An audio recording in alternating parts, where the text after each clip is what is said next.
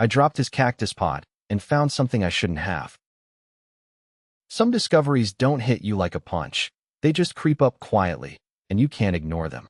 My husband had this cactus on his office shelf, a tiny, prickly thing he acted like was precious. He'd always say, "Don't touch it," with this weird little smile, like it was some kind of joke between us. I used to tease him that he cared more about that plant than about me.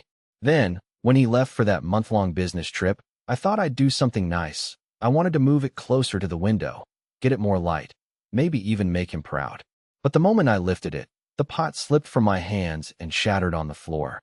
And buried under the soil, wrapped in plastic, was something I wish I'd never seen. I didn't scream or cry. I just froze, knowing that from that moment on, nothing would ever be the same. The house was too quiet, like it was waiting for me to touch something I shouldn't. I walked through the room slowly, listening for the usual background noise. The hum of the fridge, the distant buzz of cars on the street, the faint creak of the floorboards under my feet. But today, all I could hear was my own breathing, and it made everything feel too still, like holding your breath underwater and hoping you don't drown.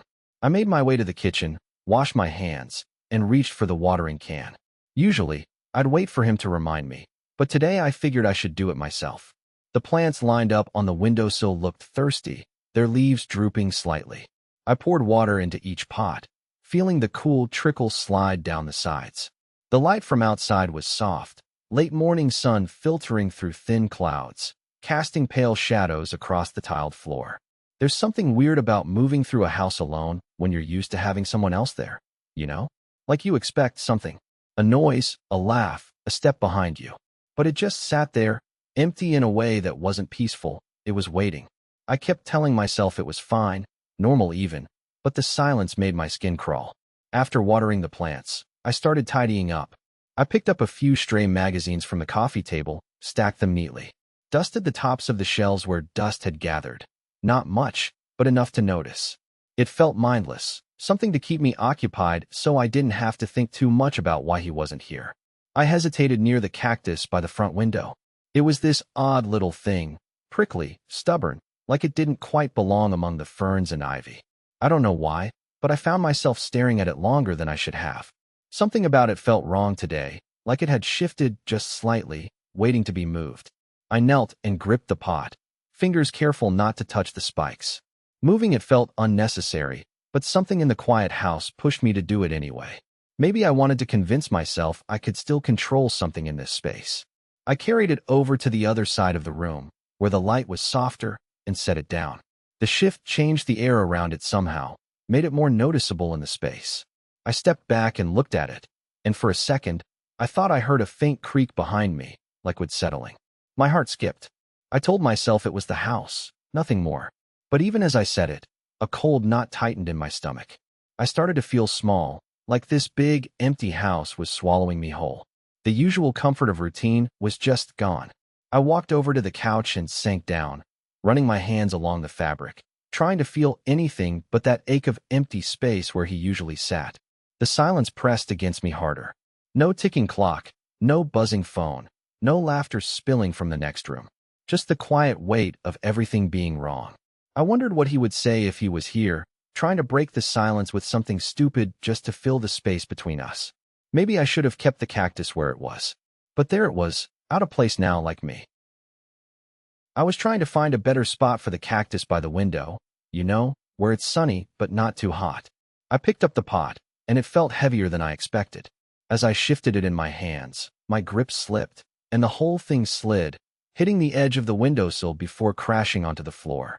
The ceramic pot shattered instantly. I dropped to my knees, heart hammering, crouching down to scoop up the broken pieces and stray soil. The sharp crack against the floor and the sudden mess made me flinch harder than I thought I would. My fingers brushed over something slick and smooth under the dirt. I froze. I pushed some of the soil aside, brushing it away with the tips of my fingers. It wasn't a shard of pot. It was plastic. At first, my brain registered, oh, just some chunk of packaging or something from the potting mix. But then I caught sight of a little emblem, a tiny seal stamped right on it. I pulled it out carefully, wiping the dirt off on my shirt. The plastic was super rigid and matte black, something definitely not from the garden store. My hand trembled, just a little, more from surprise than anything. It looked like a sealed tag, kind of like the ones you'd see on military gear or government equipment. I know how stupid that sounds. Military-grade plastic on a cactus pot? Why the hell would that even be around my apartment? I turned it over, trying to make out any numbers or letters. There was a code, something alphanumeric, but it wasn't something normal. Definitely not a serial from a toy or something you'd just find around. I swallowed hard, the quiet in the apartment suddenly too loud. I was half expecting a knock on the door, some official figure telling me to hand this over or explain where I got it. My mind was racing. Had I accidentally brought something I wasn't supposed to have? Why hadn't I noticed this before? Maybe it was in the soil mix? But where would that even come from? I sat back on my heels, holding the piece and staring at it like it'd start talking or explode or something. My hands felt clammy, like I was caught in a trap I didn't even realize I was stepping into. I thought about tossing it in the trash, but something stopped me. What if it was important? Dangerous in some way? Or maybe it was a clue. If I had no idea what I was getting mixed up with, it meant someone else did.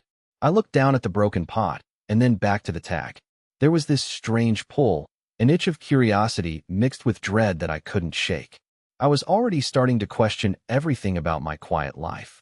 If something this random could just fall into my hands like this, what else was waiting to be uncovered?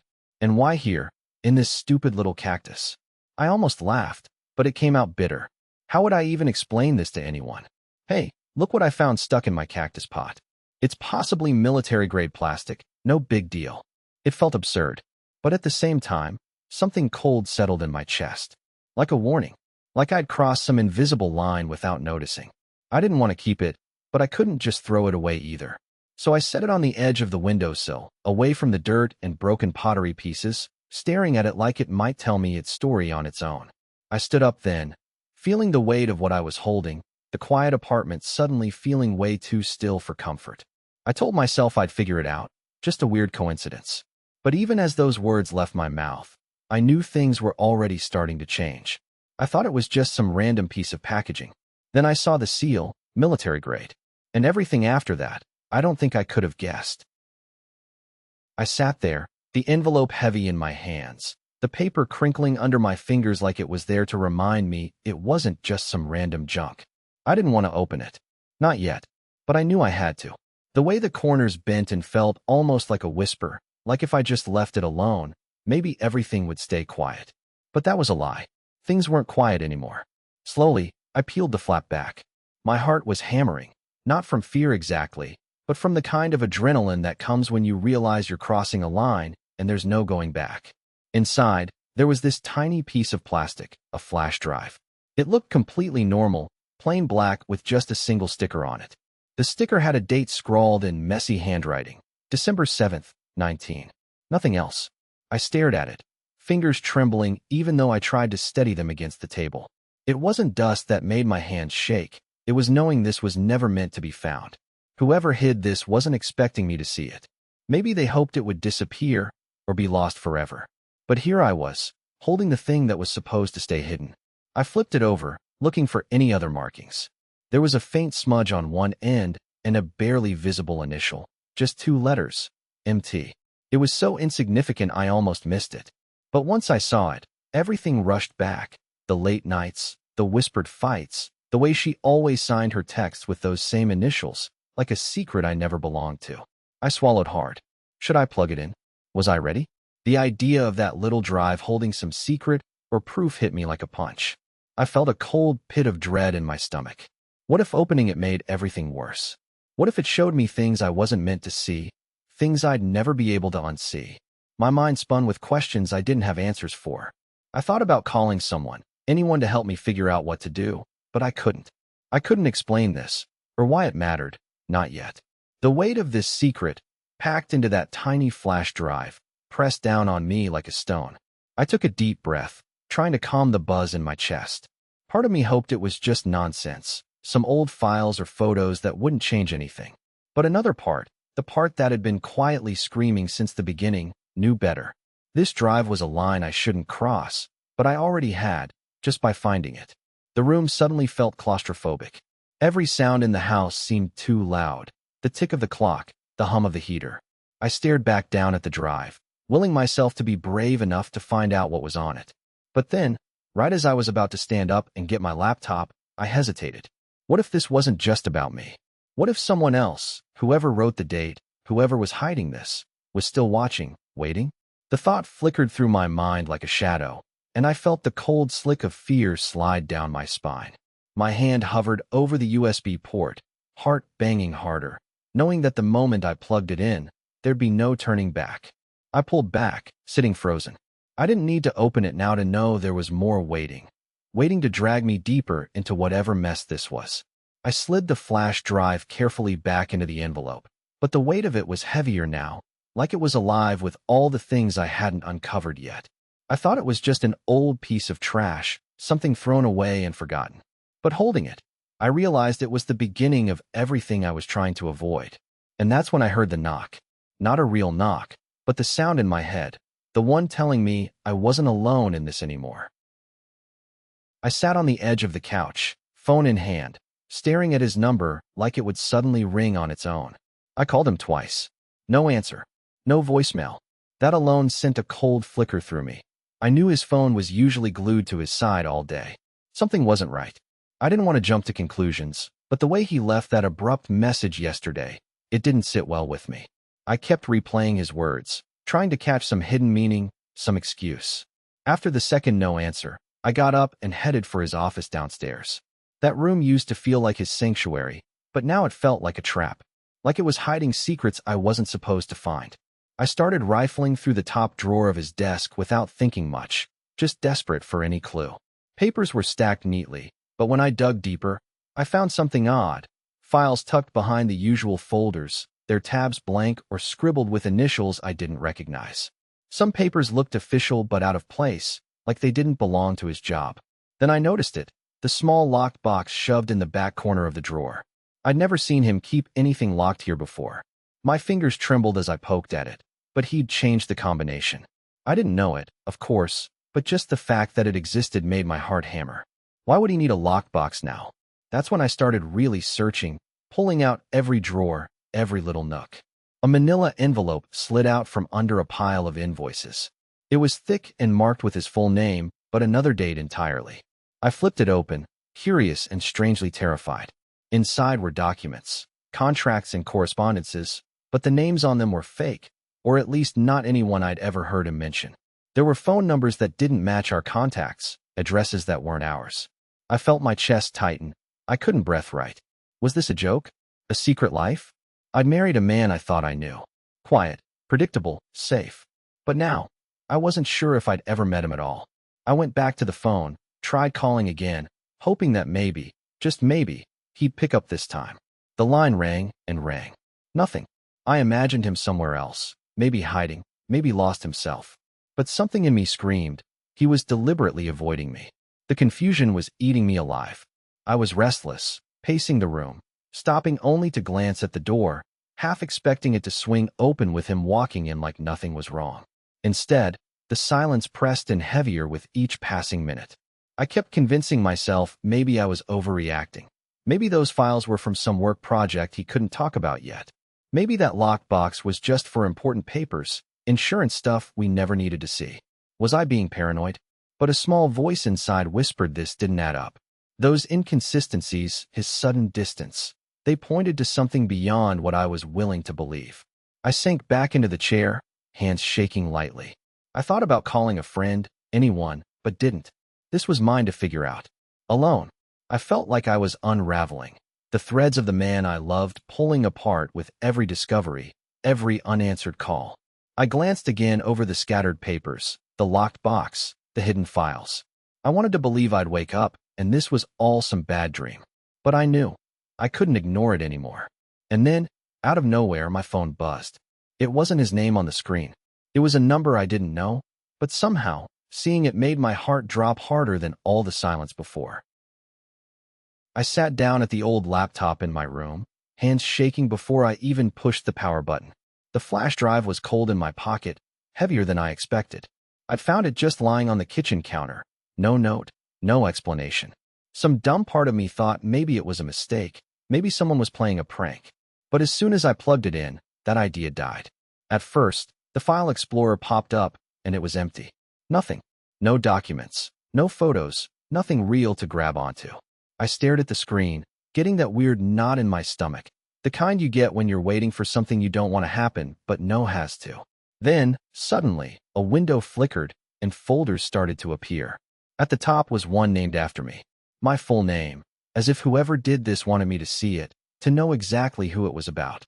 I clicked it, heart hammering loudly in my ears. Inside there were files I couldn't open at first, lines of code, scrambled and indecipherable. But then, more folders showed up. Names like our street, my parents, things I never wanted anyone to look at. I opened the Our Street folder, and a video file popped up. I hesitated, then clicked play. The footage was grainy, shaky, like someone was filming hidden, moving quietly. And then I recognized it. Our house. The driveway. The front door. I froze as the camera shifted to inside. I could see the living room, the couch where my mom always sat in the evenings. A figure, someone unknown, blurred, moving stealthily. I couldn't tell who it was, but they weren't supposed to be there. My breath caught. Someone had been inside our house. Someone had been watching us. Not just outside, but inside. I scrambled back and opened the My Parents folder, hands trembling. More photos, snapshots taken through a window, close-ups of my dad's car, my mom's face on what looked like a bad day at work. There were notes too, short messages typed in all caps. He goes to work at 8. She takes the bus home. Details nobody should know. I felt sick, like I was being strangled from the inside out. Why? Who? And how long had this been going on? I closed my eyes, trying to will away the panic rising in me. But the more I looked, the more the folders kept populating. Names of friends I barely told these with, screenshots of texts, even pictures of me sleeping, blurry, dark images as if from some hidden camera. My phone buzzed on the desk, but I didn't touch it. I was frozen. Then a file caught my eye, dated the previous day. An audio recording. I clicked it. The room filled with quiet, muffled sounds, strained breathing, a door creaking open. Then a voice. Low, rough, almost a whisper. I couldn't make out the words at first. Just tension, menace hanging in every syllable. I shut the laptop with a snap, heart racing, ears pounding in the hollow silence of my room. I should have called the police right away, or told someone, anyone. But this all felt too raw, too unreal. Instead, I sat there, looking at the laptop, knowing whoever did this wasn't just some random stranger. They were close. Too close. That's when I noticed one last folder blinking faintly, right next to the rest. No name, no date, just a question mark. My hand hovered over the mouse, breathing shallow. I didn't want to know what was inside, but I had to. I was just sitting there, clicking through the files one by one, trying to piece it all together, when suddenly my screen flickered. Like someone tapped the side of my laptop. Just a quick, sharp glitch. I frowned, reaching to close some windows, thinking it was maybe a glitch from the crappy Wi-Fi. Except then the whole screen stuttered, pixels blurring and twitching. And right there, smack in the middle, this message popped up in bold red letters. Unauthorized access detected. My heart slammed against my ribs like I'd suddenly been punched. I froze, my hand halfway to the mouse, watching this flashing message blink at me like an alarm I couldn't shut off. For a second I didn't move. The room was quieter than usual. I could actually hear my own breathing, shallow and uneven, like I was trying to suck air through a straw. My mind scrambled. Was this a virus? Someone hacking into me? But why? What the hell could I have that was worth this? The cursor jerked on its own, moving to open a folder I hadn't touched. Everything on the screen lagged, stuttering like it had a mind of its own. A cold sweat broke across my back. Whoever they were, they knew I was looking. And they weren't far. I gritted my teeth, yanking the power cable out of the laptop fast, but the screen didn't react. The message stayed there, glowing, refusing to disappear. My fingers trembled as I slammed the laptop shut, but the cordless mouse on the desk still twitched on its own, clicking erratically. I cleared my throat, voice barely above a whisper. What the fuck? I tried not to freak out, but panic was crawling up my spine like ice. It wasn't just someone poking around. They were inside. There was no trace of them, no name, no IP address showing up. It was like they were ghosts, watching me, waiting. I thought about calling IT, but that might just tip them off, or worse, bring someone official into this mess. I didn't want that. I wanted control. I pushed the laptop away, rubbing my hands on my jeans, trying to calm down. It felt like someone was leaning over my shoulder in the dark, breathing down my neck. The paranoia hammered in my head so loud I almost couldn't think straight. I checked the windows, the door, nothing. No one around. But that didn't make it any better. If they could be inside my files without me knowing, if they could get into my laptop as I sat there, then how close were they? Were they outside the apartment? Across the street? Right next door? The thought terrified me, but part of me was also furious. I'd been trying so hard to find the truth, and now it was like they were daring me to keep going. I grabbed my phone, scrolling through my messages one-handed. No new notifications, nothing strange. But then the phone buzzed. Just one message, no sender name, just a single line. Stop digging, or this gets worse. My heart jumped, and I swallowed hard. I wanted to throw the phone across the room, but I couldn't. Instead, I stared at it in disbelief. The room felt colder, like the air had thickened around me, squeezing tight. I locked the phone and shoved it into my pocket, my hands still shaking. I sat back down, squinting at the laptop like maybe it would tell me what to do next. The screen stayed black, silent, except for that lingering paranoia crawling through my veins. I didn't know who they were, or what they wanted exactly, but one thing was clear. They were watching. Not just cyberspace or a faceless network. They were close enough to warn me like that. Close enough to invade my space, to remind me I wasn't safe. I took a deep breath, tracing the edge of the desk, feeling the sharp corners beneath my fingers. I had to make a choice. Shut everything down and pretend it never happened or keep going, knowing someone was ready to strike back. For a second, I thought about walking away, quitting the whole thing. But I couldn't. I just couldn't. I reached out and flipped the laptop open again. The screen lit up, but nothing came back. Like it was waiting for me or for them. And in that silence, I realized this wasn't just a warning. It was an invitation. I called Mark late that night, my hands shaking so much I almost dropped the phone twice before he picked up. He was an investigator, someone I used to work with on stories before I quit to marry Daniel. I didn't know who else to call. I had no idea how to even start figuring out what I'd just found on Daniel's laptop. Mark, I need you to look at something, I said, voice cracked, barely able to get the words out. He asked me what it was, but I didn't want to explain too much over the phone. I told him to come over the next morning. I'd leave the files on my desk. When Mark came, he sat down and plugged the USB in quietly, like he was already bracing for bad news.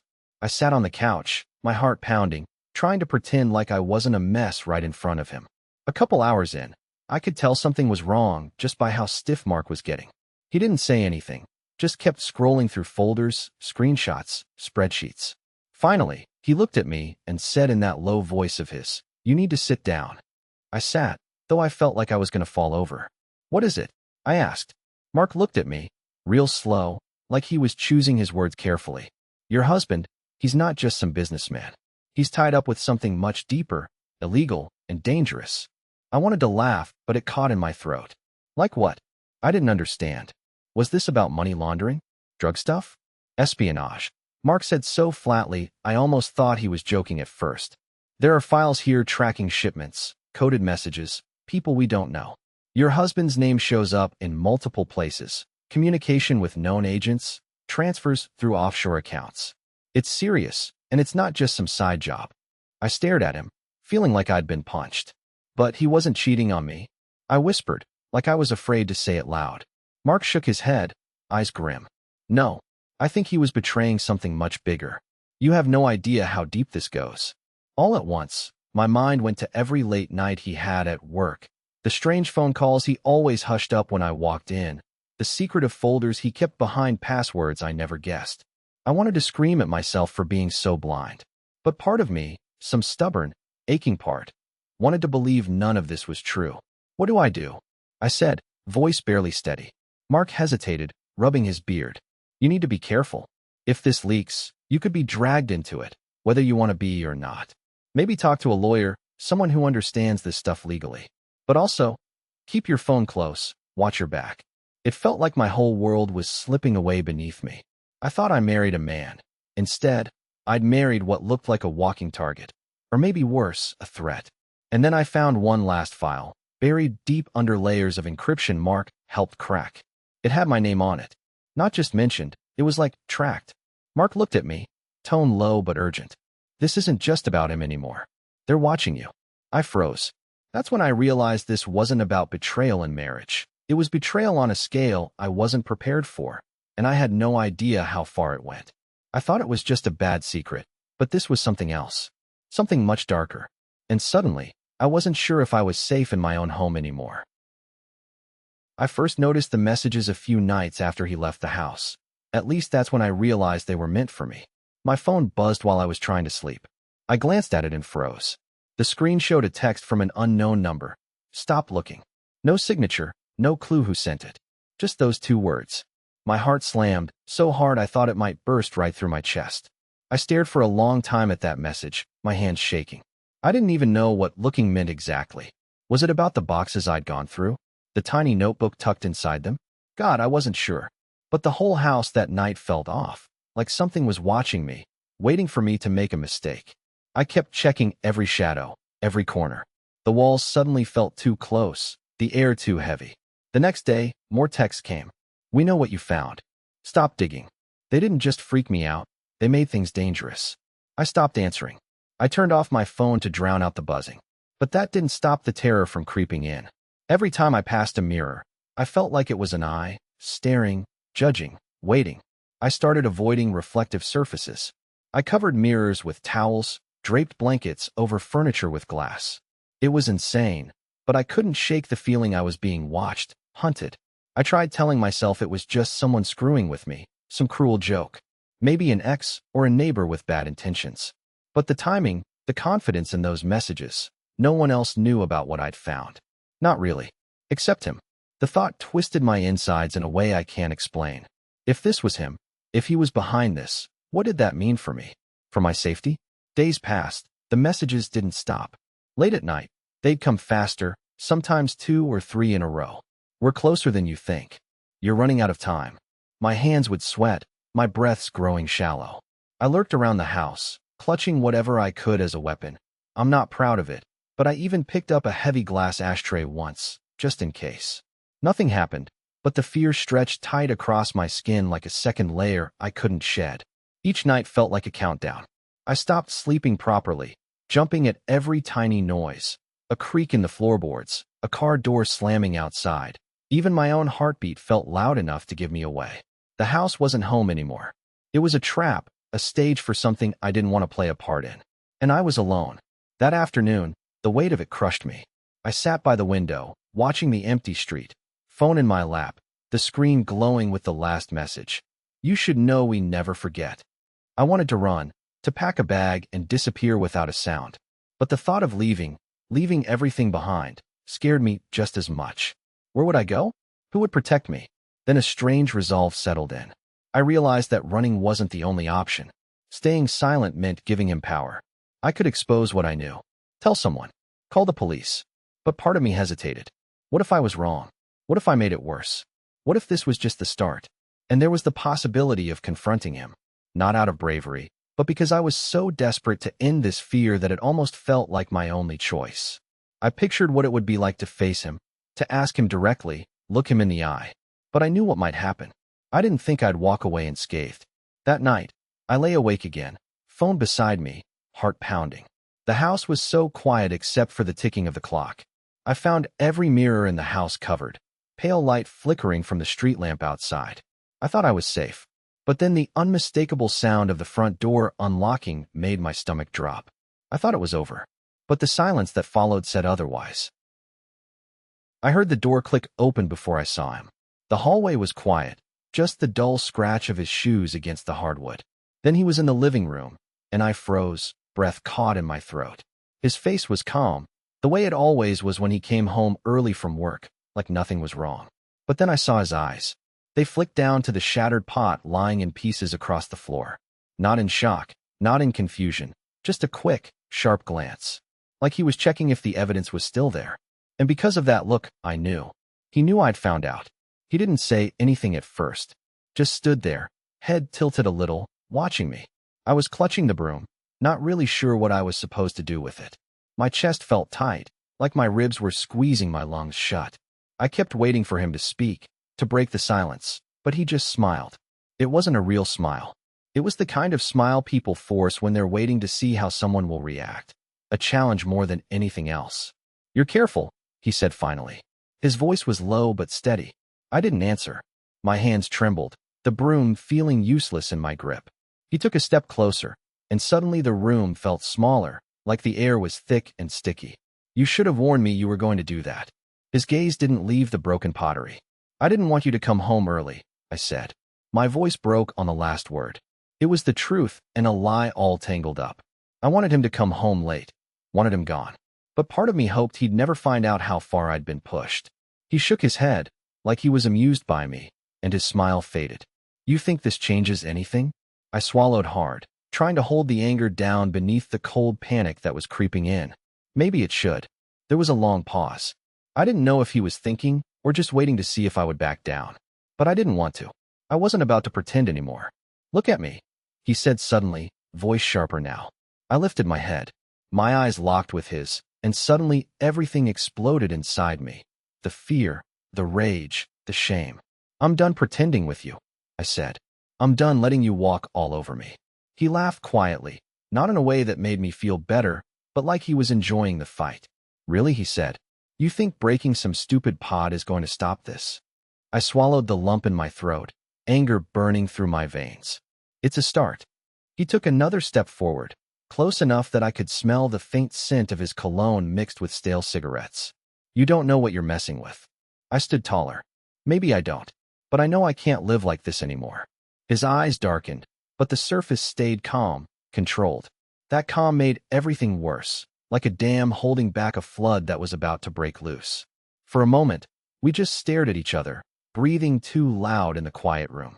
Then he took a deep breath, and the tension snapped like a wire too taut. "Fine," he said, voice low and cold. "If you want a war, you've got one." And with that, the air shifted. The silence wasn't just quiet anymore. It was heavy, loaded. I thought maybe it was over, that I'd finally said what needed to be said. But the way he looked at me, like he was already planning the next move, I knew this was only the beginning. I didn't say a word, just packed the essentials into a bag. My phone, some cash, and the little notebook where I'd scribbled things, names, times, everything he never knew I kept track of. The cactus. I took the damn cactus off the windowsill. Felt ridiculous, like I was clutching a symbol from some cheesy movie. But I needed something that tied me back to the quiet parts of me that weren't tangled up in the mess he made under this roof. I thought about calling the cops right away, but something in me stayed frozen a second too long. It wasn't just fear. It was like betrayal had carved a hollow spot inside me where I used to hide hope. Before I left, I found myself staring at that damn plant, the one thing he never noticed, never cared about. The spikes were stiff and sharp, and I carefully dug a small hole in the soil with my finger. Slid in a thumb drive filled with everything. Photos, recordings, texts. Everything. I put the cactus back near the window, right where it had been, but now it was a tomb for the truth, buried under something that never asked for my love, never needed watering, just survived.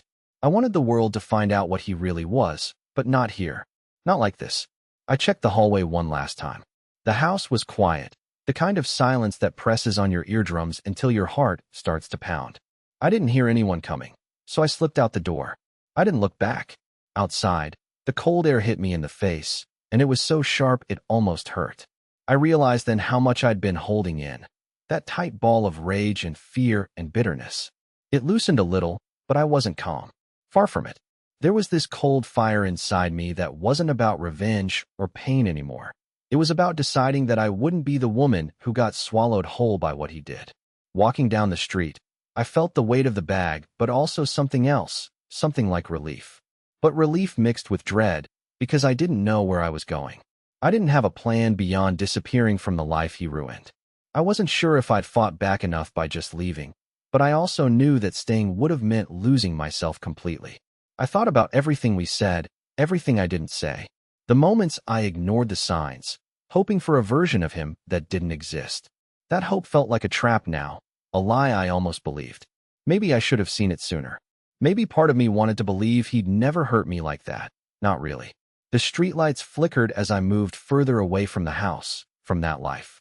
I didn't call anyone, didn't check my phone. It felt like silence was safer than reaching out. I was alone, but finally on my own terms. And somewhere back there, in that quiet room with the cactus, the truth was waiting. Buried and sharp, surviving just like me, except it didn't even know it needed to fight. I thought I was done. But walking away doesn't mean the story ends. It only means I'm writing the next chapter, when I'm not sure how it goes yet.